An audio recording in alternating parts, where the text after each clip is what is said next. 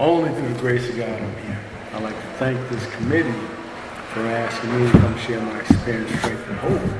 I just wish they had asked an old joker like me to come a little bit earlier. This is way past my bedtime. But I'm grateful. I took a nap, so I'd be able to stay awake. You know, the topic they had given me was praying only for God's will. They didn't say nothing about the power to carry it out, so I ain't even gonna touch that. You know, before I got to Narcotics Anonymous, prayer was not a part of my program at all. But I remember January 10th, 1987, I was sitting in the last shooting gallery. I was sitting there, you know, in that point of utter desperation, using what really didn't want to use, but didn't know how to stop. And I sat there and I said, God, if you exist, help me. If not, leave me alone too. February 13th, 1987, I was sitting in a detox. I remember sitting there and I just said, God, I really didn't mean that quick. You know, but I got there and I learned the power of the serenity prayer. Because I got there, I couldn't sleep. I walked the hallways all the night. And I remember one of the people there, she said, Lafayette, did you ever think of using the serenity prayer? I still use that serenity prayer to get to sleep tonight. See, and one of the things I'm learning through the years clean, and it talks about is God's will for me to live a productive life, joyful, happy, and free. You know, and that's still in my prayers. I remember being at a men's retreat many years ago, and they had a lot of different men from different backgrounds, from different religions. And I was the treasurer of this group, and I had a private room because I had the group's money, and I was laying there sleeping, and one morning I heard some noise outside my door. I woke up, sunrise, mad. And I was going out there to tell them what I really thought of, making all that noise interrupting my sleep. It was the Muslim community outside my door because my door faced a certain way. And that's when they got up in the morning and prayed. I started praying and said, you know what? That's a good idea for me to get up early in the morning and seek my God's will for me. Period. You know, and I was talking to, when I first got clean, my first sponsor, and he was sharing with me how much anger and rage I had in me. And he said, Lafayette, I'm going to suggest something to you that I strongly suggest you take. He said, go down to the beach. Yell at the top of your lungs just to get that rage out of you. And he said, I can guarantee you that ocean can handle your rage. And I started doing that. And I didn't understand. I was seeking that power then. Something that could help me. I would sit there for at least 2 hours screaming at the top of my lungs. Sweat dripping off my body. But the freedom I felt, the freedom of releasing all. And that's God's will for me. To get rid of that anger and rage. And I never knew it. So Ruben knows. I came in here, carried a 38 and a straight razor. Y'all weren't going to get the drop on me. You weren't going to do that. See, but I didn't understand what this was about. When my first sponsor suggested I pray, I said, for what? Why am I praying? It never worked before. So why do you think it's got... He said, no, I'm not talking about religion. I'm talking about you praying to something outside of you. And Martin, I think I got it twisted. Because I joined a religion. I'm not knocking anybody. I'm sharing my experience with this. I joined a religion. I came prosperous at that religion. They sent me to seminary. I was scheduled to be next in line to be able to preach the Word of God. I was head of the deacons board, head of the ushers board, the auxiliary. I was the treasurer. I was the head of the food. And I thought this was prayer was aligning up with God's will for me. Then a conflict came up maybe 2 years ago where me and someone, they told me in the church if I did the woman, she'd leave me alone. That's not my style. So she had a conflict, so I wound up leaving. I walked away from all of it. And I'll share a response this morning that I don't know if I'm going back. And he said, that's fine, but find somewhere else to go. You know, because I still need that structure of still learning how to pray. Don't just give up totally, Lafayette, he told me. Find somewhere else. I'm talking about just this today. You know, and it's real important that I step back. I don't care. Look, like I shared before, February 18th, 1987 was the last day I gave myself an excuse to use a drug. That makes 39 years if you ain't got calculators. 39 years I've been coming into this program. 39 years my life has gotten so much better than that joker sitting in the shooting gallery. You know, I retired, you know, a dope fiend with a pension. I got here, you didn't hear about that. You know, and I was sharing with people, my first sponsor, I was angry at the state. Sorry. I like that. I was angry because the state gave us a 2% raise. I said, man, what am I going to do with 2%? And he sat me down. He said, you selfish. S-O-B. He said, I got 2 college degrees. I don't make what you're making. The state paid me good for what I used to do. Real good. You know what I mean, Martin? You know, every 4 years I was buying a new car. I stayed in the air flying everywhere I wanted to go. And I thought that was God's will for me. But his will is nothing materialistic. Nothing. How do I feel inside about what it is I'm doing? And I pray. Prayer is my most powerful tool for me. I wake up in the morning. I live in the suburbs, y'all. No longer live on South 18th Street in Newark. I live in the suburbs. I wake up in the morning listening to the birds. They ain't annoying anymore. You know, I watched, what are them little things, them squirrels run through my rose bushes. I was telling Spons, one time I want to take out my gun and shoot them. But I learned that they're doing what they're supposed to do. You understand? See, I'm out of my element, you know, and it's only my most peaceful moments. I get up in the morning, make my cup of coffee, sit on my front porch, and seek God's will for me. I'm at peace. I'm at peace. That's his will for me. Be at peace, joyful, happy, and free. Now the time, and Martin knows, I love fishing. I stay on the boats. I'm one of those, just in case you haven't known, I'm black. I fish till February and March. I don't care. And I was sharing that with somebody, and he misunderstood what I was sharing. He called me, said he resented the fact I shared that I was the only black man who fished. I said, you didn't hear what I shared. I said, I'm shared that I'm one of very few black men who fish during the wintertime. You know, back in the day, I'd have cussed him out.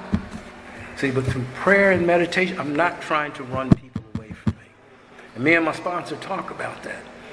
And my first sponsor, he when I was going through the steps, the 6 to 7, he said, are just as many people avoiding you clean as they did when you're using. You know, so I've got to constantly get what, you know, I like to say God's will for me. I say I'm 75 years old. I live alone and I love it. But my mind says, you need a little shorty. It's only about 5'4", real dark skin. Real, you know, but my first one said, well, if you got all that, could you deal with it? And my sponsor now said, can you deal with just one? You know, so I know God's will for me. I'm trying not to touch the other part of it. I'm just trying to keep what they give me. You know what I mean? It's like, am I willing to do the work to get from point A to point B?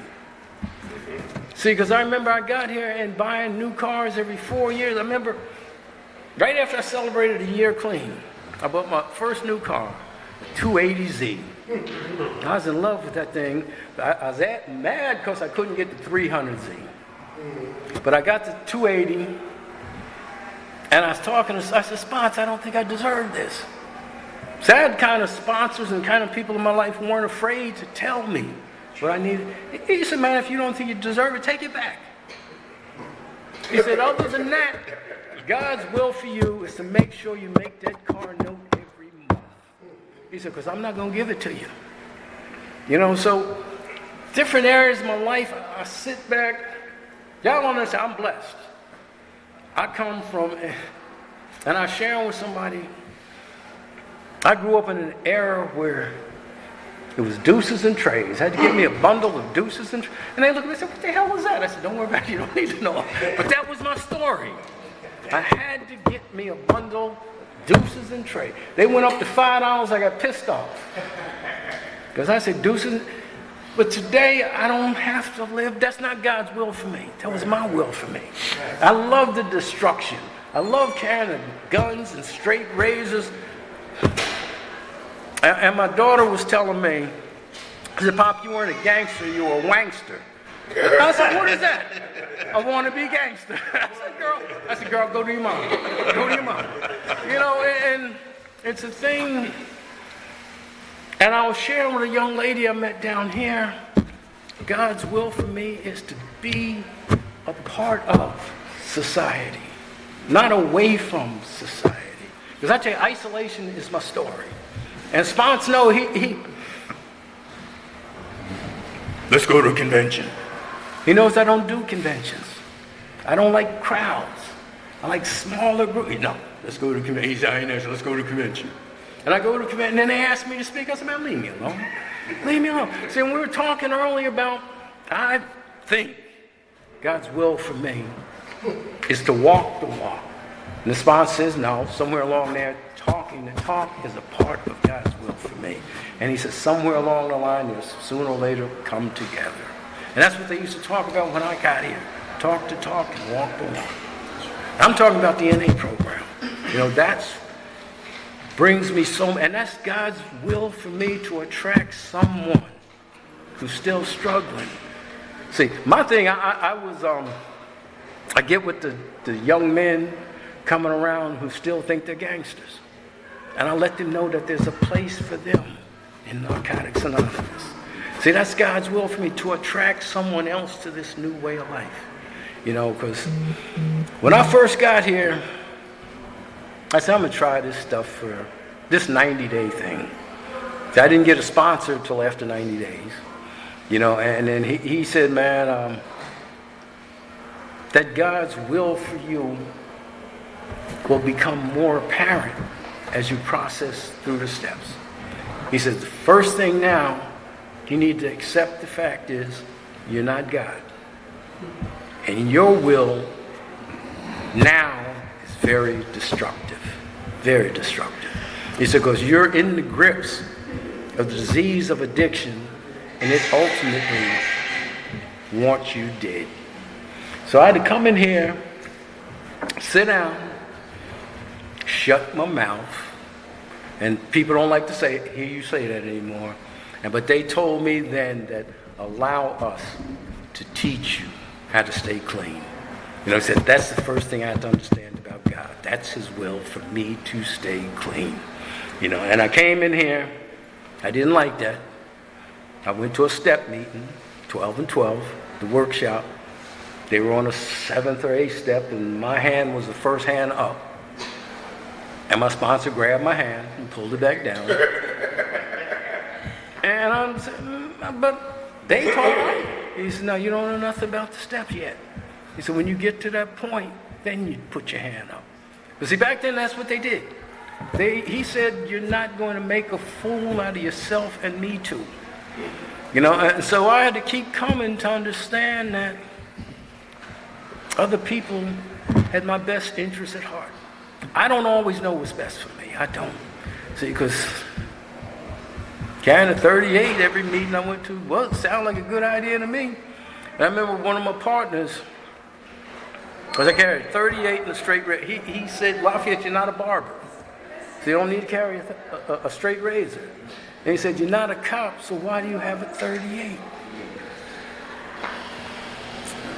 At times, I'm learning that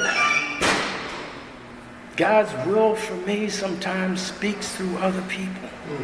It don't always have to come from here. When I shut my mouth and be open to what's going on around me, I might get the help I need. You know, my first sponsor, he always said, he said, man, you're hard-headed.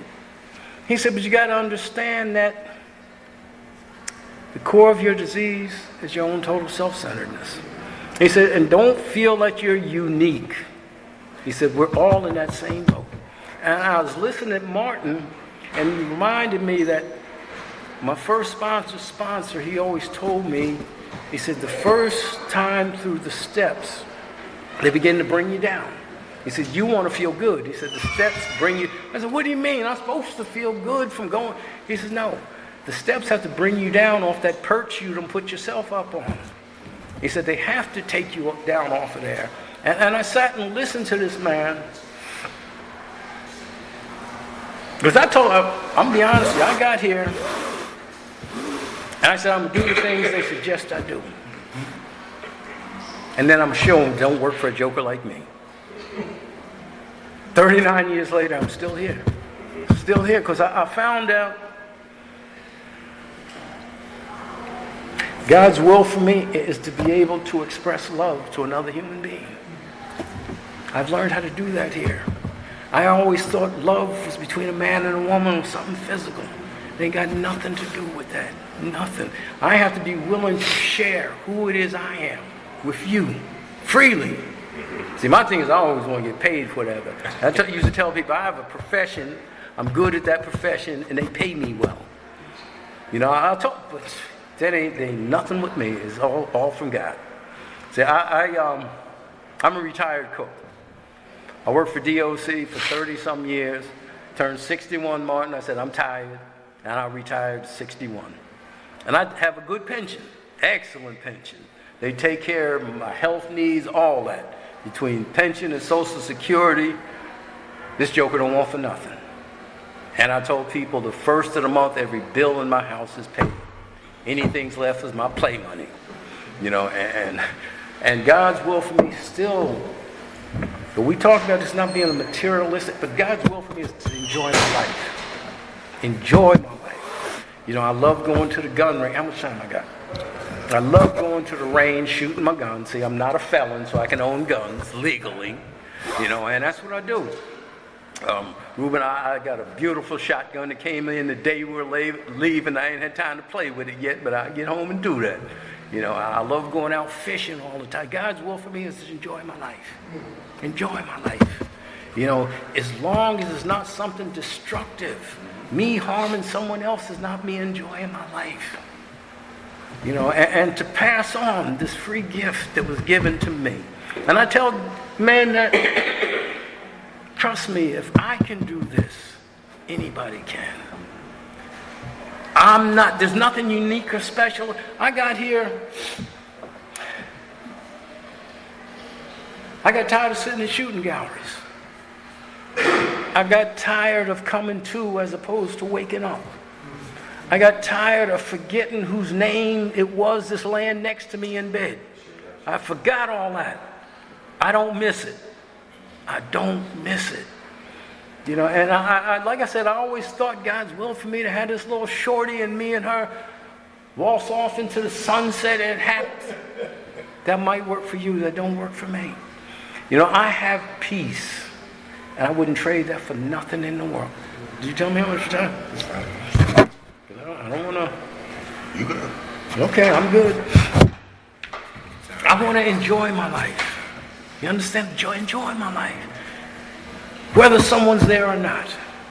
And like I said, I have 2-bedroom, 2-bathroom home. I've been there. I bought that home when I was 69.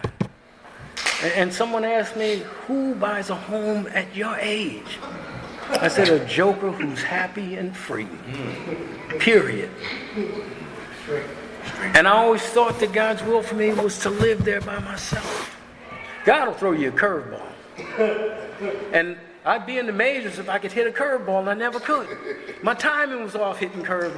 Anyhow, he threw me a curveball. My sister, my oldest sister, she's had 5 or 6 open heart surgeries since she was 30. She's 76 now. She has all kind of stents put in, all kind of issues going on with her. And she came to me a year ago and said, "Baby bro, I can't do stairs anymore, and my daughter has stairs. I'm not going back down south with my other 2 daughters. Can I come stay with you?" I said, "Oh, God." Martin, I got clean. I got comfortable for 6 years living there by myself. And I told people, if I want to run around butt naked in my house, guess what I'm going to do? And I said, I'm going to leave the blinds open because I pay the bills in my house. See, but one thing I learned is God don't bless me for me. If I'm not willing to share it, then what the heck is the blessing for? I told my older sister, come on, baby, you stay with me. Then her daughter moves in. Because I told my sister, I love you dearly. I don't want to see your old wrinkled up behind putting you in the tub. So her daughter had to move in to take care because I ain't doing it. I ain't doing it. So God's will for me to restore relationships that I had busted up from using. And her daughter came to me less than a month. She said, "Can I talk to you?" I said, "Yeah, girl, I ain't got no problem." And she said, "Why did you act like you hated me my whole life?" When I was using this, she was a child, 5 or 6 years. And I said, "Sweetheart, I don't know what I did. I don't." I said, "I'm not making excuses for me using, but I don't know how I treated you when you were a kid." And I made amends to this young lady and the child within her too. So I didn't know God's will for me was to mend that relationship that I had broken up. And I made appointments with her sister and my 2 nephews to sit and talk to them. God's will for me is not to destroy relationships. My sponsor always shares that. Not to destroy relationships, is to build them. I don't know what I did, Martin. And I told him most of my using is a blackout. I don't know. I don't have a clue. And that was one of the reasons I wound up feeling I needed help. That same birthday I talked about praying. The day after that birthday, I went down to the local bar to see my little shorty there, because of course I had a woman who used. And she sold liquor, so that was my second choice. And she told me I had a lot of nerve coming back in that bar. She said, "Don't you remember how you cursed out the owners and that?" I didn't have a clue. Didn't have a clue. And that's when I said, something's wrong. And I told him, I said, it can't be the drugs. That can't be the something that's wrong. But I knew that it says it has the power to change me into someone I didn't want to be. And that's what using did to me. So I come in here, wankster down, as my daughter put it. And I had the women. The women pulled, the men, most of the men stayed away from me. The women pulled me to the side and told me, "There ain't nothing unique about you." Martin, I thought I was going to get over. But he told me, "Ain't nothing." They said, "Your name could be John to me." They said, "Just like you got a story, we got a story." So I came in here. And Reuben knows, I told Reuben when he first came around, I said, "Reuben, us gangsters, we do recover. We put down the way we used to be and buy into this new way of life and listen to this God speaking to me, seeking his will for me. And I can't help but become a better human being. I can't help it. And it has nothing to do with the religion. My first sponsor was Muslim. And my thing to him, you ain't recruiting me. He said, MFR, I ain't trying to recruit you. He said, I'm trying to guide you through this program. And see, I got here. I ain't going to apologize, but I'm going to just wipe my eyes and the snot running. Because that's freedom. That's freedom. See, my God's will for me is to be a human being. Yeah. Human beings, we do cry. Men and women, we do cry. I'm not ashamed of my tears anymore. See, my partner used to always tell me that tears are cleansing. I'm going to share this. Okay. I remember it had to have been 7 or 8 years ago. Calling my sponsor after my mother passed away. My mother was 95 when she closed her eyes for the final time. The family, all her kids, we were around her bed. And they were all praying that she recovered from this. I prayed my mother was at peace. She closed her eyes then and went home. I called my sponsor. I said, man, my mother passed. See, I'm a mama's boy. I can admit that. And don't care who knows it. You know, that was my baby. The last 6 or 7 years of her life, my responsibility was to go to her house and take care of her and my father. You know, and I understand that was God's assignment. If you won't say will, just call it an assignment. That was my assignment for my parents. I called my sponsor, and this man told me, because I was living down by my mother's house then in Monmouth County. And he said, come up here and allow us to love you like you've loved so many other people. I drove to Newark that day, and I shared at that meeting. That's the first time that I cried at a meeting. That I did not know how to deal with the emotions of my mother leaving here. My father had passed before then, my grandmother, my brother. I ain't shed a tear. But when my mama passed, I cried uncontrollably. And the people at that meeting just showed me so much love. And see, part of that is God's will for me. To not only give love to people, but also receive it back to me. You know, Spence was telling me today, he said, you gotta stop being so hard on yourself.